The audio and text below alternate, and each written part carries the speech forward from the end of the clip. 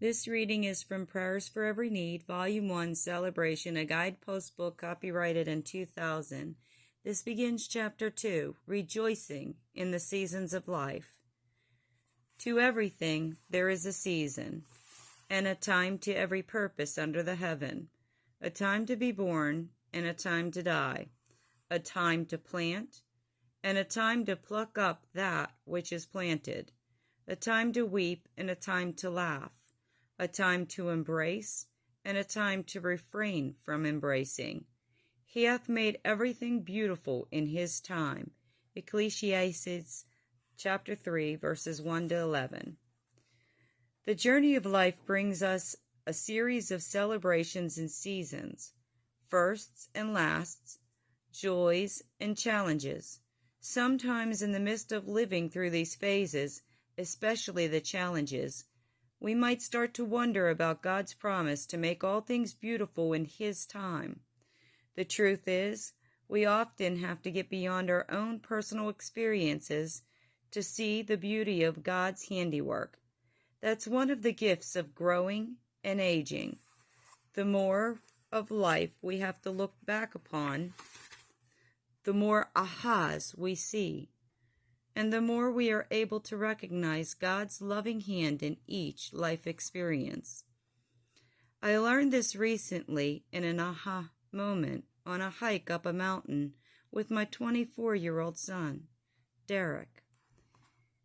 He called me midweek and invited me to join him that Saturday on a trek up one of the tougher peaks along the Front Range of the Colorado Rockies, where we live. Of course, I accepted, despite concern that I might have trouble keeping up with him. Any 51-year-old mother would be loony to turn down such an invitation from her grown-up son. But it was more than that. 15 years ago, when Derek was first diagnosed with juvenile diabetes, I worried about the kind of life he would live. Would his health keep him from being physically active? Would my fears or temptations to overprotect interfere with his life? Back then, I couldn't imagine him tackling a tough mountain trail just for fun. But prayer sustained us both each step of the way, and between diabetic reactions and a few frightening crises, we crossed those valleys and peaks one day at a time, with God as our compass. So when this Saturday morning dawned brightly, it already held great significance. With some peanut butter sandwiches, oranges, and water bottles in our backpack, we started up the mountain. The gentle trail first wound through a green meadow dotted with wildflowers, but in some spots prickly bushes scratched my legs. Eventually the trail grew steeper and the sun grew hotter. Soon we came upon a delightful babbling brook and had to be careful to pick our way across the slippery rocks. Still we climbed higher and higher. Finally, we reached a flat spot more than halfway up the mountain with a spectacular view of the valley. "Water break," I pleaded. For the next few moments we sat silently on a rock, drinking water and looking down at the part of the mountain we'd climbed so far.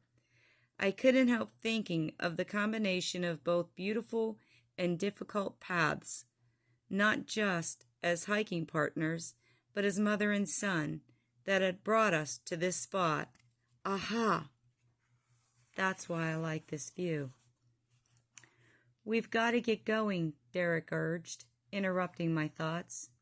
Off we went, winding around the trail, climbing higher and higher. The closer we got to the top, the less energetic I felt, and the more I longed to reach the pinnacle of the mountain. The last part seemed the hardest. The air got thinner, my body ached, but finally we pulled ourselves up the last rocky slope and stood on the top. What exhilaration!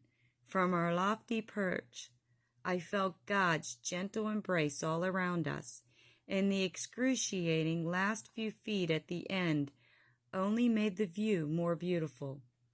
Later, when I got back home, I reflected on the hike and its similarity to the journey of life.